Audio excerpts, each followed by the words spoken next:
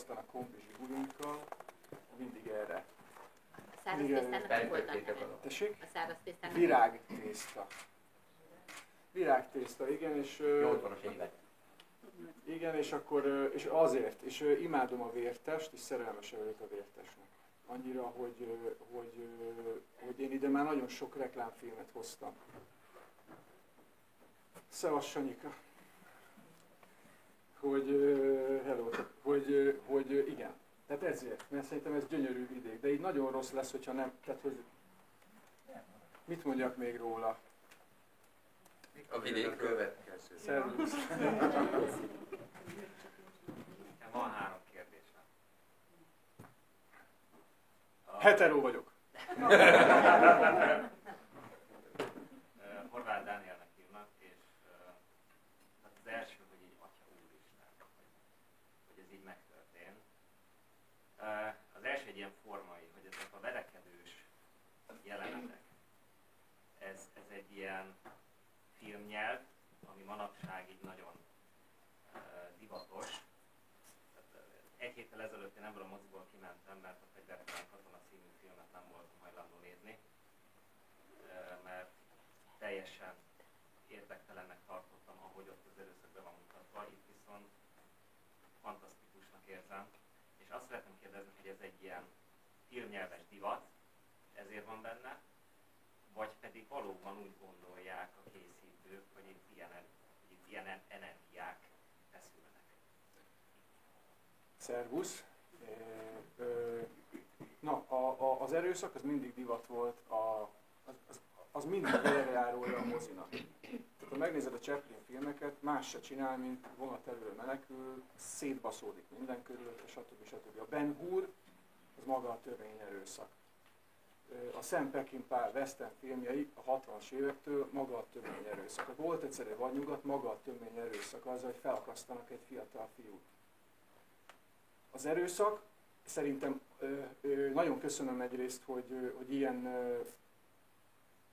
ilyen gondolatmenettel kezdted, és nagyon megtisztelő, hogy ezt mondtad. Megmondom, hogy miért, mert nekem az a szándékom a filmmel, engem egyáltalán nem érdekel az erőszak.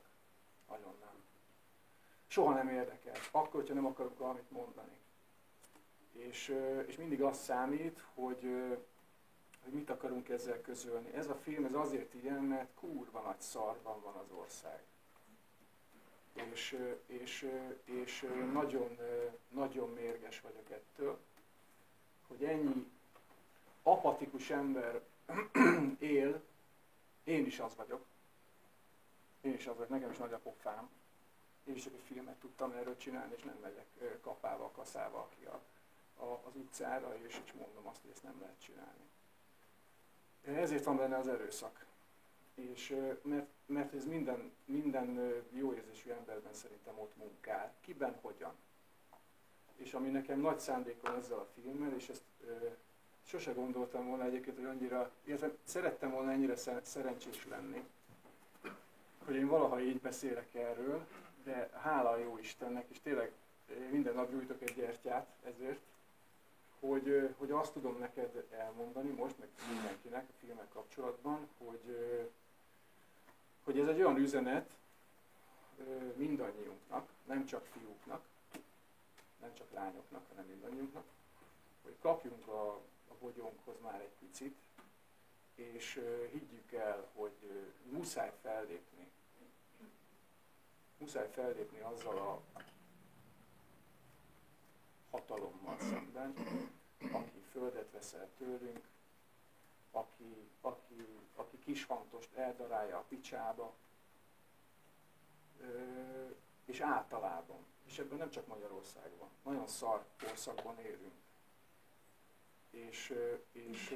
És elképesztőnek tartom ezt. Ezért van benne az erőszak. Ez az egész film szimbolikus, ugyanakkor nagyon reális. A szimbolizmusában azt akarja mutatni, hogy ez munkál bennünk, férfivá válni véres dolog, mert hogy a születés is az, és fiúból férfi lesz, és ahogy ezt az Andris brilliáns módon oldja meg a kamera előtt is átélve. Ez egy születés, a születés vérrel jár. Ezért. Kielégítő volt a válaszom? Igen, még van kettő. Bocsáss meg, az erőszakkal kapcsolatban, hogy háromféle nagy verekedés van benne, és arról mesélj, hogy miért három különféle verekedés. Andris, de jó, hogy itt vagy. Mert ez szorosan kapcsolódik Jó. az erőszak. Igen. Igen. Mind a három verekedés műfajilag más. Az első verekedést én úgy hívtam mindig, hogy az a háború. Az a legundorítóbb, az a legaljább, az a legcsibészebb, ami létezik, és abban gyakorlatilag egy szitja magyar, és ennek semmilyen, sajnos a szitjának ma politikus jelentése van, pedig nem kéne, hogy az legyen. Szóval egy ember, akit úgy szeretné, hogyha minden magyar ilyen lenne, hogy így védené a birtokát és önmagát és a családját, de nem ez van. Szóval az egész az első egy ilyen mocskos háború. A második, ugye van benne azért erőszak bőven, de hogy a második, ugye amit mi az esküvőn csinálunk meg, az esküvő az egy sokkal játékosabb, már több komikus elemet tartalmazó valamilyen verekedés. Maga az esküvő jelenet, azt most nem akarom megfejteni, hogy ez miért van benne a film, és miért úgy, mert mindenkinek van egy saját értelmezés, és azt csinál vele, amit akar. De alapvetően az egy játékos dolog, és a legvége, ugye az pedig azért, stílusában azért más a legvégén a bunyó, mert nem akartam tehát hogyha ugyanúgy kezdem a filmet, ahogy befejezem, akkor legalább stílusában vonatkoztassam el, mert a végén engem már nem az érdekel, hogy ugyanazt még egyszer ledaráljuk, hogy a közönségnek még egyszer ugyanazt ledaráljuk, hogy itt minden véres, meg mennyire jól tudok rohanni a kamerában, meg mennyire jól tudunk vágni, hanem az inkább egy fölülről nézés, hogy ez lesz az emberből. Ide kényszerültünk. Abban rengeteg, hát a részvétem is benne van, meg mindenem. Az a nagy fájdalom, hogy idáig fajul az ember, hogy ezt kell csinálni ahhoz, hogy valami legyen. És még így se lesz semmi. Kielégítő volt a válaszom neked? Igen, köszönöm szépen. Nem. Ez nekem tökéletes volt. A következő kérdéssel kérlek folytat. Akkor... A második kérdésem az, hogy én nagyon tisztelem az amerikai filmgyártást azért, mert kb. 250 éves ország a rövidke történetét képes mozgóképen földolgozni. Képesek szembenézni nagyon kemény témákkal. A magyar filmgyártásban én ezt nagyon hiányolom, holott nekünk mondjuk ötször az írott történelmünk ötször olyan hosszú időt ölelt el. És most egyszer csak azt látom, hogy itt van egy film, ami mostról szól, rólunk szól, és nekünk szól. És a kérdésem az, hogy ez lehet egy remény, hogy a magyar filmgyártásban elindul ez a szembenézés magunkkal? Mert a németek is megcsinálják, mindenki megcsinálja körülöttünk, mi meg nem. Lehet reménykedni?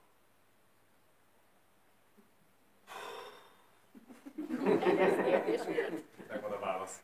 Igen, a válaszom az nagyon-nagyon mélyre fog jönni. Kurvára kellene. Nagyon. Minden továbbinál jobban kellene az, hogy merjünk beszélni magunkról, meg a mostani világról, ez valami miatt nem következik be. Én egyelőre nem, vannak gyönyörű filmek, de valahogy ez még így várat magára. Van itt újságíró? Nincsen senki. Nem írja ezt meg senki. Én megírom a helyi lapban. Nem azért. Nem Most azért. kapcsoljuk ki a kamerát. Nézzétek, nem vagyok hajlandó félni. Tehát az van, hogy erről a témáról ma nem szabad beszélni. Látjátok, hogy mi van a médiában, látjátok, hogy mindannyian olvasunk, és bocsánat, hogy mindenkit tegezek, elnézést kérek, hölgyeim, főleg önöktől, szakmai ártalom, hogy látjátok, hogy mi megy, hogy egyre kevesebb a hangunk. Sokan nem ezt az irányt akarják választani, azt akarják, hogy más problémáról akarnak beszélni. Engem meg ez érdekel, de tök jó lenne. Igen, nagyon jó lenne, ha nagyon sok ilyen dolog készülne. Nem kell, hogy ennyire véres legyen, csak hogy rólunk szóljon, meg nekünk. Meg főleg valamilyen... Nekem mindig az a bajom, hogy amikor készül egy film, és azt mondja egy alkotó, hogy én nem akartam ezzel semmit mondani, én csak megmutatni akartam. Ez gyávaság, képmutatás, utálom. Én ezt gondolom. Ha rajtam múlik, akkor a következő film is ilyen lesz. De én egy ilyen picit ember vagyok. 3 kérdés volt, még nem a harmadik, de van a harmadik. Komolyan az lett volna, csak már megválaszoltad, mert azt akartad kérdezni, hogy te biztonságban érzed magad most ebben az országban? Hogy? Már mi alkotóként, vagy emberként? Vagy a film után? Ez a kérdés Vagy a privát? film után. Nem. A film kapcsán, mint alkotó. Hát nem látjátok, milyen szétbaszok bárkit. Tehát, Pontosítom egy kicsit. értem én. Néhány mit napja láttam pont egy interjút Szabó Istvánnal. Ugye azt mondja, hogy a filmkészítés az a kompromisszumoknak a művészete. Tehát nem tudom elképzelni, hogy ez a film milyen kompromisszumok születtek meg, hogy ez megszülethessen, mert nekem úgy tűnik, hogy kompromisszum nélkül jöhetett létre. Tehát mint alkotó nem félsz attól, hogy most ez így megismernek, és akkor... Nem kap lehetőséget, arra gondolsz? Nem, igen, amit, sok minden meg. Például. én- Akarsz valamit erre mondani? csak hogy igen, mert hogy amit én tapasztaltam a forgatás alatt, hogy rengeteg lemondással járt ennek az De igen, de elkészítés, ez és fordít rengeteg igazából. kompromisszummal, hogy ezt nem volt rá idő, nem volt rá lehetőség, és akkor úgy kellett megoldani, hogy én ezt tapasztaltam ott. De hogy aztán persze egészen más alkotói folyamatod van, tehát más rétegekben nem tudom, hogy van. Én ezt máshogy mondom. Én nem tudom neked a saját... Szia! Nem tudom neked ezt a saját... Máshogy akarom neked ezt megválaszolni, mert sokkal... Tudod, miben hiszek? Én nem vagyok egyáltalán templomba járó ember, de azt gondolom, hogy van Isten. Azt gondolom, hogy van sors. Az volt a sorsom, hogy ezt megcsináljam így velük. Neki is. És a Jóisten, vagy a sors, vagy a fátum, vagy teljesen mindegy, de azt adta, hogy most ezt mi megcsinálhatjuk, akkor én csak erre gondolok. És ha ezt megcsinálhattam egyszer, akkor majd mást is fogok biztos csinálni. Mert olyan nincs, hogy az ember csak egyszer forgat. És gondoljatok csak abba bele, hogy a tanú az milyen körülmények között készülhetett el annó. Ugye? Hogy egyébként annyira belém égett a tanú, hogy benne is van egy tiszteletadás a filmnek, hogyha nem tudom, kivette észre, hogy általában egyrészt a cseh új hullámnak a nagy rajongója vagyok, de a tanú, ez a magyar narancs, ez mindenhol ott van a moziban. Minden egyes mondatban.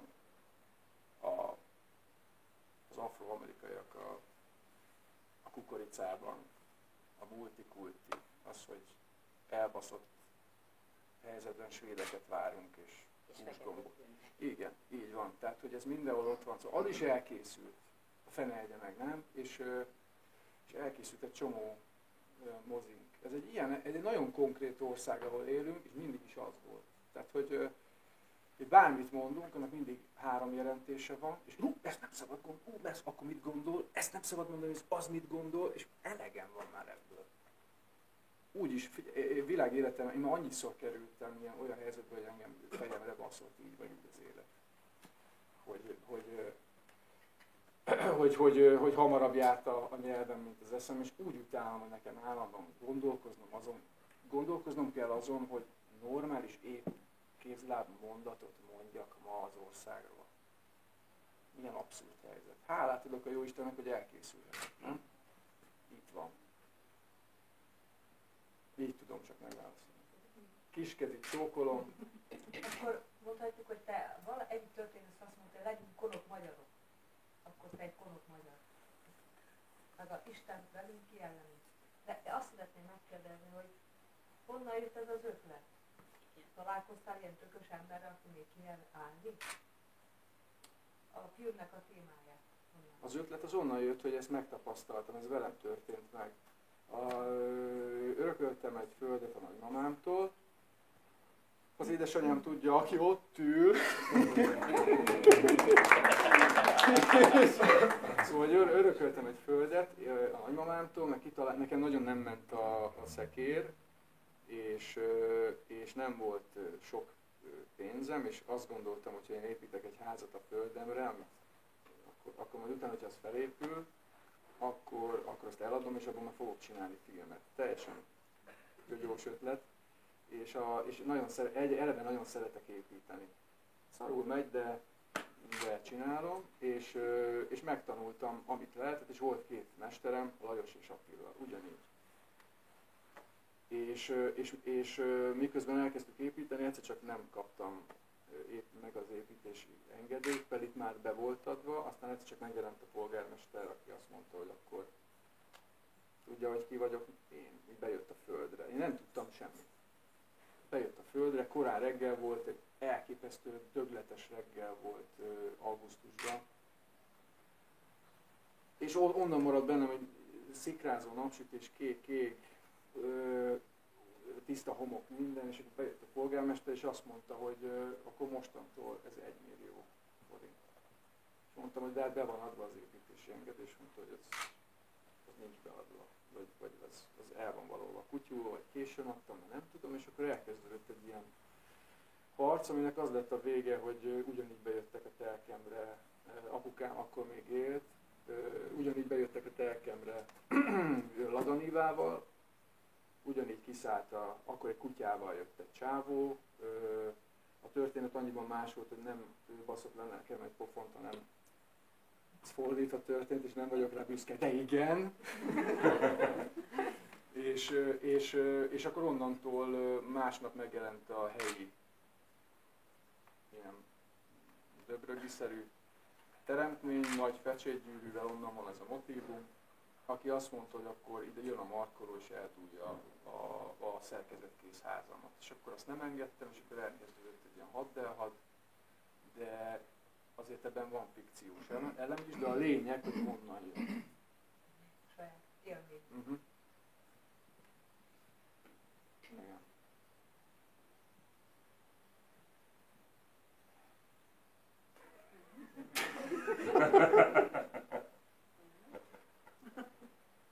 Nem bosszantós a film? De nagyon. És az a ház? Áll a ház? Áll a ház.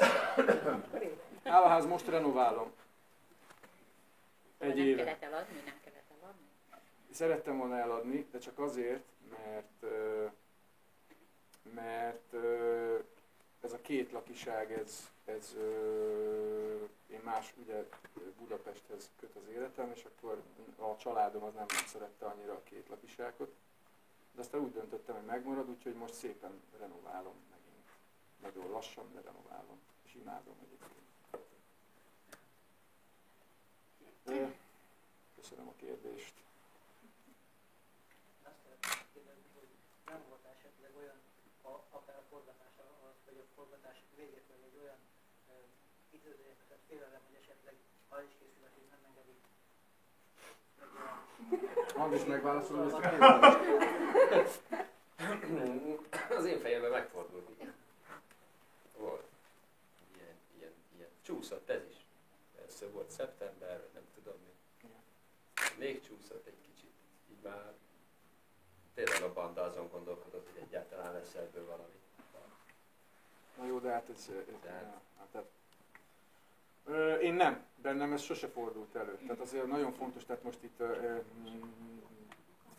azért a faszagyereket se szeretném itt játszani. Tehát az van, hogy valamitől ez a kurzus ezt a filmet engedi. Valamitől ez pénzt kapott rá. Elég sok lobbija van benne egyébként a Kállamista Gábornak ebben az egészben. Tehát, hogy ez a dolog elkészült.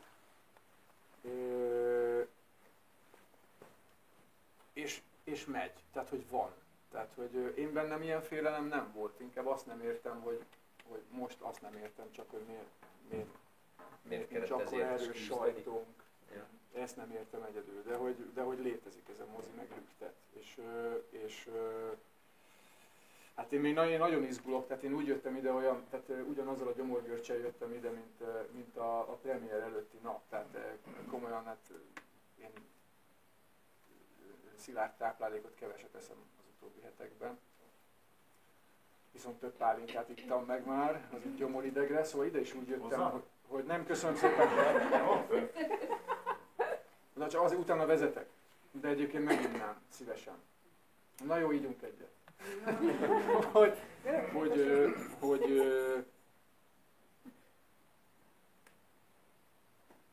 Tehát, hogy ez létezik.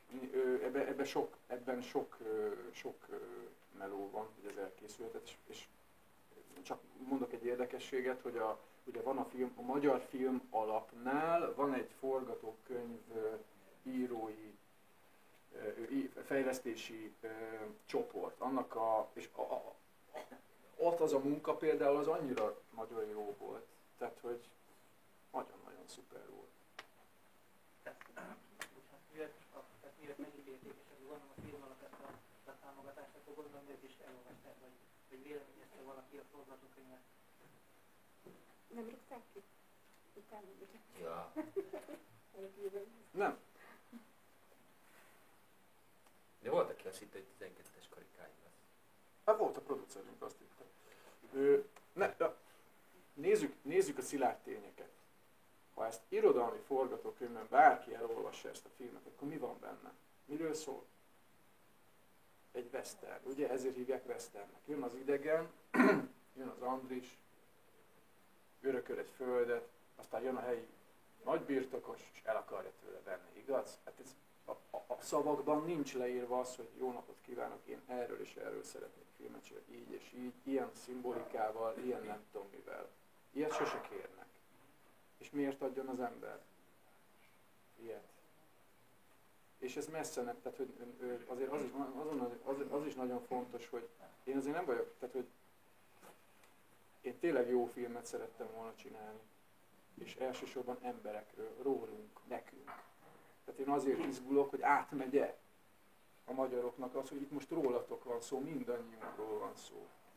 És nem akarom játszani a Garibaldit egy barikádon.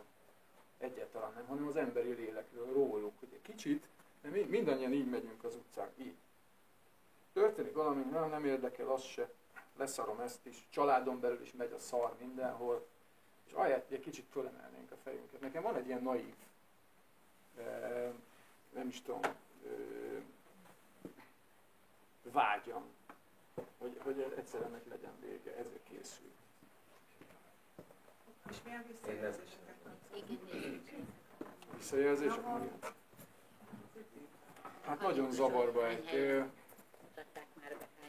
Nagyon-nagyon-nagyon-nagyon jókat. Annyira, hogy én sose bízom el magam, ez egyébként most sokszor nagy bajom, mert ettől örömöt se tudok megélni rendesen. Ez komolyan gondolom. De hogy nagyon, csodálatos, tegnap például hajnal, köszönöm szépen, ágyas, Kékszőrűvel. köszönöm. Ajándékoztam a mozitát. Köszönöm. Fogyattad? Hogy fantasztikus, tehát a színészeim, most az Andrissal mi majdnem minden héten beszélünk. Nekem ő olyan, mint az öcsém lenne a film óta. És mi azért valamennyire, hát kibeszélni nem szoktuk, de így ennyit szoktunk mondani, de a többi színész éppen ma hívott 3 csodás színész a filmből, és csak ennyit hallok a telefon végén, hogy én még ott ülök benne a premiéren, bassz meg. A csodálatos üzenetek jönnek, csodálatosan reagálnak emberkék, akiket nem ismerek. A sajtó is szerintem egészen jól reagál. Néha azt mondják, hogy hosszú a film, de hogy ez egy szubjektív dolog is. Meg így döntöttem fél év durva alkotómunka után, hogy ez legyen ilyen. Úgyhogy egyelőre ezek vannak csak. És ez hanyadik filmje volt? Ez az nagyjátékfilmen, ez az első filmem. Nem, hát kisfilmek meg nagyon sok reklámfilm, rengeteget. 10. Hú, hát én 98 óta forgatok így rendező operatőrként, és nem tudom, de nagyon sokat forgatom. És az, hogy nem ismersz, bocsánat, nem akartam ezt föltenni, mert lehet, hogy én vagyok az, aki nem ismerem őket, de hogy nem ezek a nagyon nagy nevű színészek. Hamarosan azok lesznek. De hogy azért nem, én nem Csak tényleg, bocsássanak meg, de itt egy csoda ül mellettem, csak mondom. Tudom. Az, hogy csodálatos, de tényleg nem ismerem. Na, hát nagyon nagy, de nem, ez egy nagyon jó kérdés, és örömmel válaszolok rá, ugye nem iszom meg ezt egyedül. De. Megittad már? Én nem. Akkor a válaszom után, jó, hogy ne vigyünk már előre a medvebőrire. Hogy azért van ez, Marian, mert én azt szerettem volna, hogyha a filmre koncentrál a néző, és nem arra, hogy jaj, őt láttam a Barátok közben, jaj, a Csányi Sándor, a Csányi Sándor, nem. Azt szerettem volna, hogyha minden szereplőnek az a jelentése, amit képvisel. Ez az egyik, ez a legdöntőbb ok. A másik pedig az, hogy én unom ezeket az embereket nézni, ezt a 15 arcot, újra és újra, ugyanazok az emberek vannak nekem filmekben. Tetszik, én nem tudom, jaj, nem, de bocsánat, de nem, pont, hogy azt mondom neked, hogy ez egy nagyon jó kérdés, és mindenhol elmondom. Mindenki megkérdezi egyébként, és ezt szeretik benne. És szerintem ez a legjobb döntésem a filmmel kapcsolatban. A legjobb döntésem, mert ez egy aranyásás a részemről. Az aranyásás, az pedig úgy néz ki, nekem mondták többször. Tehát az aranyásról ugye kimegy, és vagy talál, vagy nem. És akkor én azt mondtam, hogy én úgy is érzem, hogy megtaláljuk. És hát nem csak aranyat találtam, hanem gyémántot, rubint és egyebeket. És nem mellesleg pedig azt mondom, hogy ebben a moziban olyan isteni együttállások vannak, amik rajtunk és a tehetségünkön kívüli dolgok. Tehát itt már nem csak arról van szó, hogy ő vagy én tehetségesek vagyunk, hanem hát van valami. És ebben a dolgokban vannak olyan nézések, meg olyan tekintetek, amiket elfogultság nélkül, tehát azért vagyok annyira kritikus, szakmailag főleg, de azért ebben olyan tekintetek és olyan pillanatok vannak, amiket csak nagyon-nagyon-nagyon nagy formátumú művészek csinálnak meg. Nekem leírtak. Tudom. Köszönöm meg, tényleg. Ne érezd kellemetlen magad a kérdést, mondom, ez a legjobb kérdés. És ez mind színész. Ugye van könnyebb, nehezebben eljátszható szerep. Ezt hogy lehetett átélni, vagy megélni, vagy mennyire lehetett ezt, amit a Márk akart átadni, hogy ezt mennyire tudjátok ti átérezni? Vagy milyen érzés ez nektek? Elkezdtünk dolgozni, és valahogy így, hát most kicsit nagyképű lenne azt mondani, hogy nem dolgoztunk, tehát nem kellett energiát, erőt, nem tudom, hogy belefetszeni, és csak így játszottunk volna, hogy könnyebben, mert nem. De hogy valahogy mégis volt egy ilyen érzet a dolognak, hogy jön. Egyszerűen elindult valahol így az első forgatásunknak. De nagyon sokat próbáltunk előtte szerencsére. Az nagyon jó volt. Előtte 3 hétig próbáltunk teremben, minden jelenetet lepróbáltunk. Márk mondta, hogy ott már nincs idő ezekre, és tényleg nem is volt idő. Tehát ott be kell gyártani a filmet. És hát az egy nagyon, szerintem az elég jellemző, hogy nem emlékszem. Vannak részek, amiket így meglepett engem, és akkor néztem, hogy hú, tényleg ez is volt. És hogy nem emlékszem rá, hogy mi történt akkor. Aztán van olyan persze, amire igen. Tehát, hogy így nem tudom, ilyen, meg nem nagyon elemeztük, hanem így beszélt róla sokat, mert nem olyan sokat. Inkább ilyen érintések, valahogy így tényleg így összeértünk emberek, a színészek is. Előtte volt 3 nap a Lajos Attilával, a Attila Leventével lementünk oda a falura, és ott eltettünk 3 napot együtt. Tehát meg lehetett érezni, hogy ez így működik.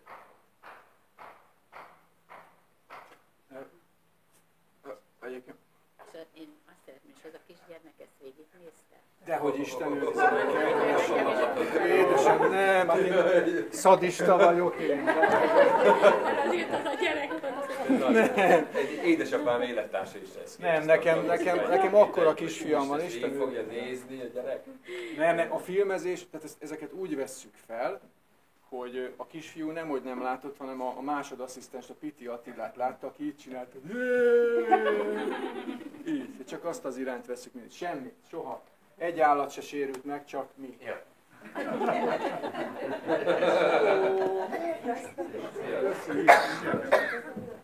És esetleg attól nem féltetek, hogy ez a mondandó, ugye itt adni akartatok, és át lehetett adni, hogy ez a mai fiatalságnak esetleg ez másképp fog lejönni. Amúgy is durva világba élünk, hogy ez nem fog nekik másképp lejönni. Hát ez most ki fog nekem majd derülni lassan. Most nézik egyébként a cimboráim, akik velem egyidőség, és nagy rettenetesen nem, hogy kimennek a moziból, és rögtön az lesz az első, hogy ő bemenjen egy kocsmába és verekedjen. Ja, mert nem céltalanul, bocs. Nem, mondhatok valamit, bocsánat. Erre azt tudom mondani, hogy mi mindannyian, te nálam idősebb vagy 1 vagy 2 évvel, talán Szabi, nem? Mi mit tanultunk a szüleinktől, az apukánktól, vagy a nagyszüleinktől? Egy csomó olyan dolgot láttunk, én is láttam gyerekkoromban, nem 2 olyan dolgot, hogy attól még nem lettem hülye. Tehát, hogy... De azonosulsz a filmmel. Tehát én szeretnék kimenni rágyújtani. Mióta néztem a filmet, pedig nem dohányzok már egy jó pár év. Hát ez egy vérlázító dolog, hogy kimész és rágyújtasz. Nem, én ettől pont nem tartok. Nem, pont ettől nem tartok. A másik pedig egy nagyon fontos dolog, hogy ez a mozi, ez az én elképzelésem szerint, én azért nem nézem hülyének a közönséget. Mindannyian értitek, hogy miről van szó. Ezt egy fiatalabb is fogja érteni. Tehát azért nem, a magyar nem hülye. Tehát, hogy nyilván, amiről te beszélsz, az egy szélsőség mindenhol van. Olyan emberkék mindenhol léteznek, akik félreértenek dolgokat. De hogy szerintem nem hiszem, hogy ezt fogják belőle megnézni. Ennyi. Ez az én meglátásom, de én nem vagyok igen. Én erre reagálnék, mert tavaly a Saútiával én tanár vagyok, és elhoztam gyerekeket, megtöltöttük ezt a kis mozit. Meg kell alapozni ezt. Tehát a gyereket egy kicsit irányítani kell. Nem a 8-osokat akarom elhozni, mert én az ő lányokat is tanítom. És verekednek? De A kislányom nem. a gyerekek szoktak verekedni, de egyébként szerintem jogos az a félelem, hogy ha egy gyerek ezt így látja, akkor valószínűleg szerintem úgy megy ki, hogy az a film, amiben úgy verekedtek. De hogyha 3 mondattal előtte Irányítva. egy picit irányítva. A másik meg, hogy mondtad, hogy rá kell ülteni, szerintem ez pont jó. Tehát, hogy már olyan szempontból hatással van rá a film. Tehát úgy értem, hogy hatással van rá a film. Talán még napod ellen azt is lehet mondani, hogy egy gyengeségre előhozott. És picit vitához száll azt mondtad, hogy ez egy szimbolikus film. Én nem azt mondanám, hogy szimbolikus, hanem ilyen archetipikus. Tehát, hogy az összes karakter, aki itt megjelenik, én itt be tudom helyettesíteni, hogy ezt hogy hívják az én környezetemben. De komolyan mondom, az összeset. Tehát aki egyszer építkezett, ezeket a szakokat ismeri. Ilyenek nincsenek, az mondjuk pont kitaláció. Az a polip, tehát hogy a félkarú szakit polipnak hívják. Bocsánat, kézzel, nem akarom a szavadat ketté harapni, de pont a polipról tegnap jött meg kérdeztétek, hogy milyen visszajelzések jönnek, és tegnap rám írt egy hölgy, fél 1-kor, valakitől megtudta, valakitől elkért, és annyit írt, honnan jött a polip, mert neki 20 éve a legjobb barátja, és egy autószerelő. Tényleg van ilyen, de egyébként ez nem zárja ki a szimbolikát. Tehát a szimbolika az egy kép, a képi szimbolikáról beszélek. Minden más az reál. Bocsánat, hogy szabadul. Csak egy utolsó dolgot szeretnék mondani, hogy miközben néztem, én azt éreztem, hogy ami humoros benne, meg vicces, az úgy pont annyira humoros. Ami benne nyomasztó, az pont annyira nyomasztó, és akkor megfogalmazódott, hogy 3 érzés bennem, és attól félek, hogyha kimegyek, akkor rá fogok jönni, hogy melyik érzés marad bennem meg a legjobban, és valószínűleg azért, mert az lesz körül a legjobban. Úgyhogy ez egy katartikus mozi szerintem. Most egy olyan szót mondtál, mindjárt elsírom magam, mert hogy... Nem azért, mert hogy tök jól meg van csinálva, hogy így belenyomják a földbe, és akkor így a homok szemek így megrebbennek, mert az is nagyon jó. Nem az a lényeg. De hogy ez így most létrejöhet, és ezt itt nézzük. Ez hihetetlen. Köszönöm. Hát mi köszönjük. Meg reméljük, hogy még van egy... Reméljük, hogy már dolgozol valami máson, és...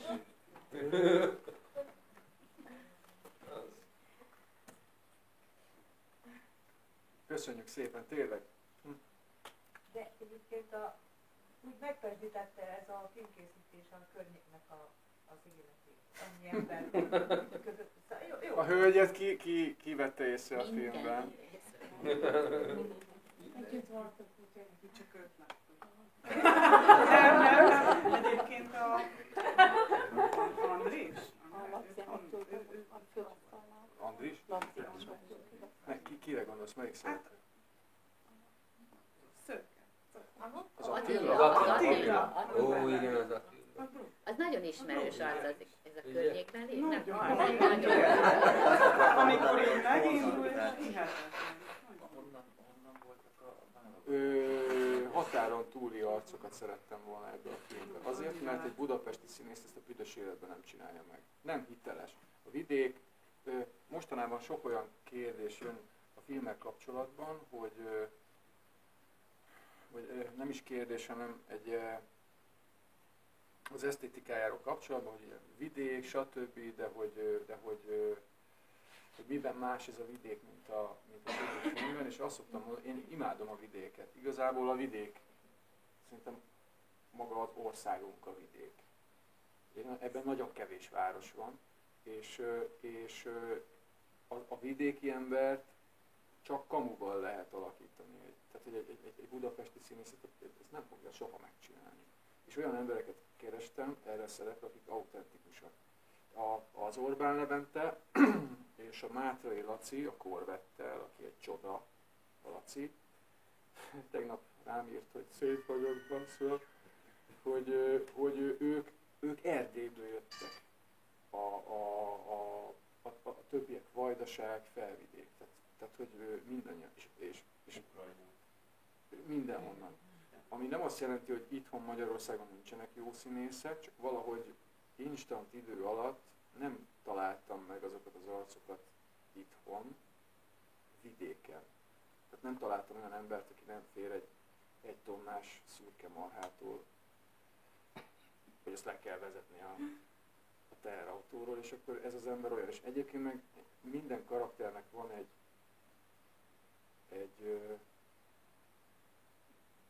én mindig a karakter igazságát keresem, és a Szolykában, tehát a bikás emberben azt kerestem, hogy milyen az tehát nekem egy olyan emberre van szükségem, akiről ha ránézek, akkor tudom, hogy olyan múltja van, ami 15 évvel ezelőtt még szétcsapta a kocsmát, és szó nélkül megállít egy bikát, vagy megdelejez egy bikát. Az Orbán Leventében, aki az Attilát játsza, ott pedig ugyanezt kerestem, hogy hol van benne a szemében az a hatalom, amivel egy 2 méteres embert megállít. Igazából a bunyó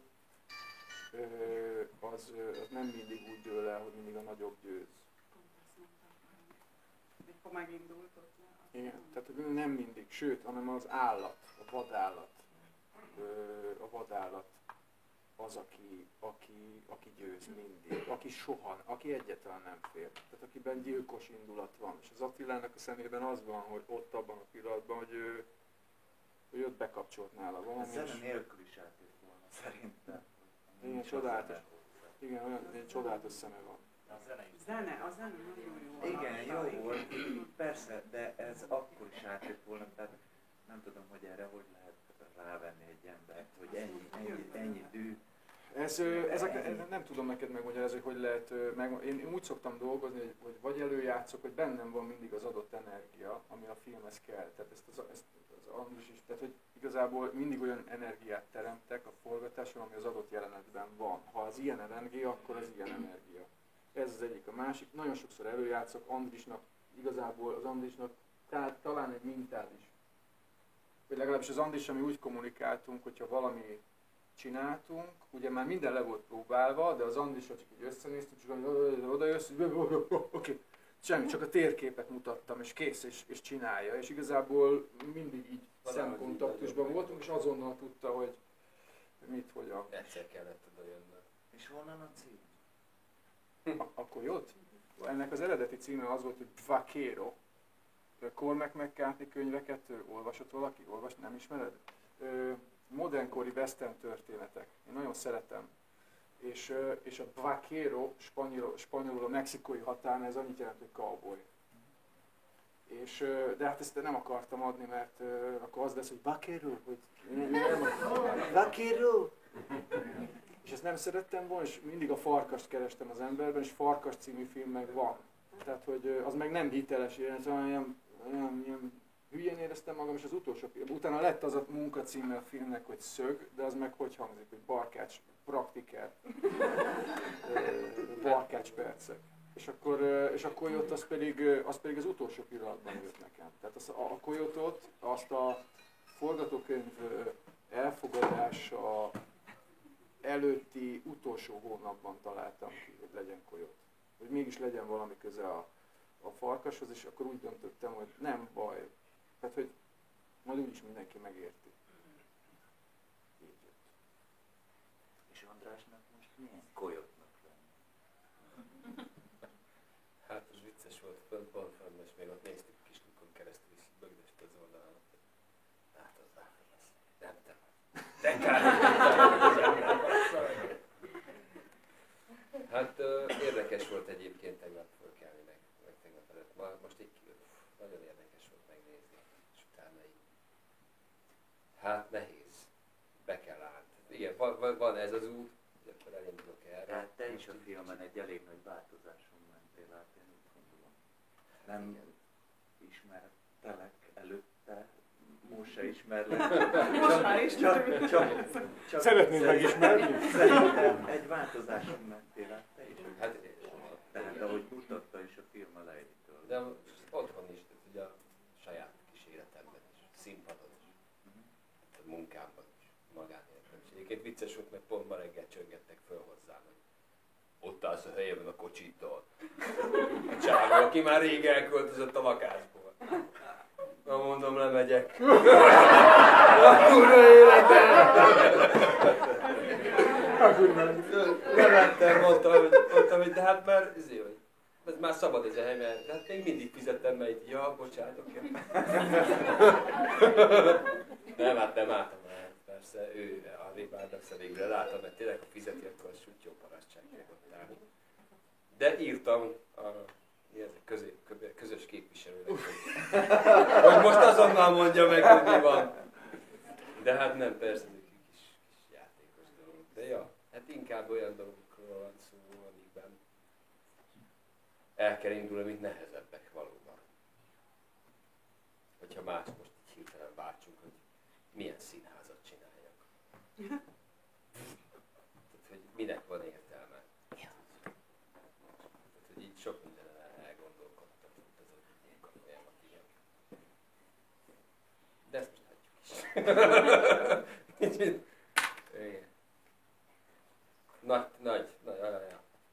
Hogy mondjam, képviselni kell, vagy mögé kell állni. Feladat.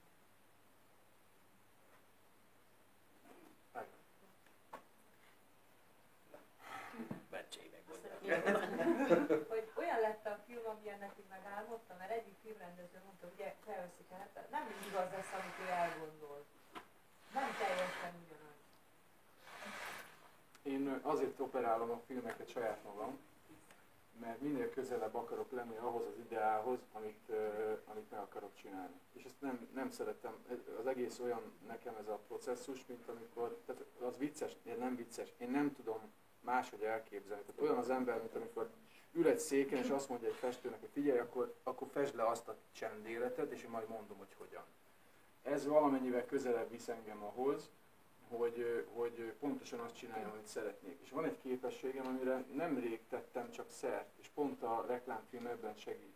Én mindig annyira perfekcionista voltam világéletemben, hogy nem tudtam örülni rendesen annak, hogyha én megcsinálok valamit, és ha csak 5%-ban nem sikerül.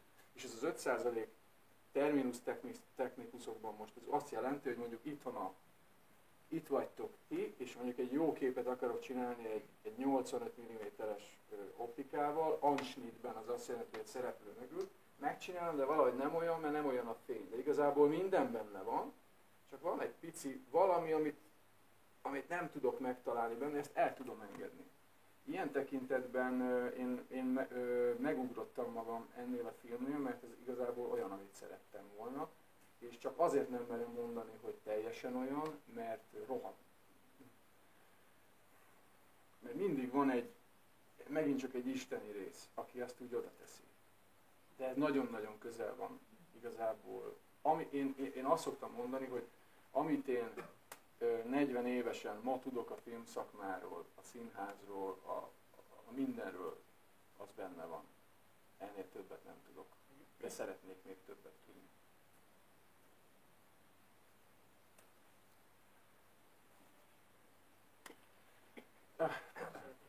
Igazából csak mondani valamit, illetve nem kérdezni. Engem nagyon szokott zavarni, az legyen akár filmről szó, akár magyar, akár bármelyik, tehát akár amerikai, vagy amikor a színészen látom, hogy nem tud játszani.